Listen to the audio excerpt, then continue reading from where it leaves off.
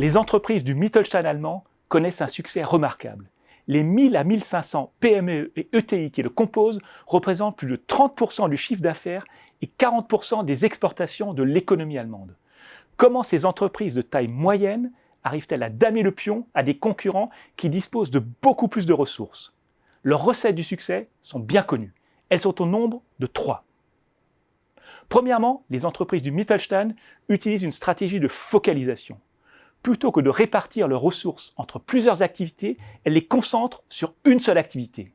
Cela leur permet d'innover et de conserver une longueur d'avance par rapport à leurs concurrents, même s'ils disposent de beaucoup plus de ressources qu'elles.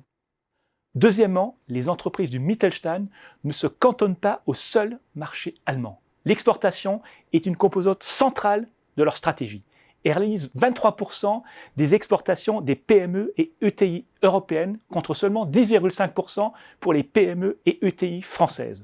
Ce succès est d'autant plus remarquable que le coût de la main-d'œuvre est très élevé en Allemagne.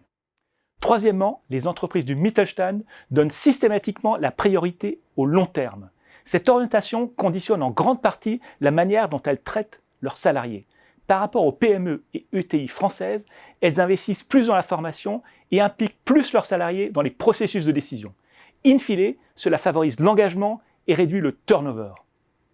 Le succès des entreprises du Mittelstand est donc assez facile à expliquer. Comme on l'a vu, il repose sur une combinaison de 3 éléments: focalisation, exportation et approche de long terme. Mais l'arme secrète des entreprises de Mittelstand se situe peut-être ailleurs. 42% d'entre elles recourent en priorité à l'autofinancement contre seulement 22% pour les PME et les ETI françaises. Leur actionnariat familial leur donne donc l'autonomie nécessaire pour développer leur stratégie de long terme sans avoir à rendre de compte à des actionnaires obnubilés par le court terme.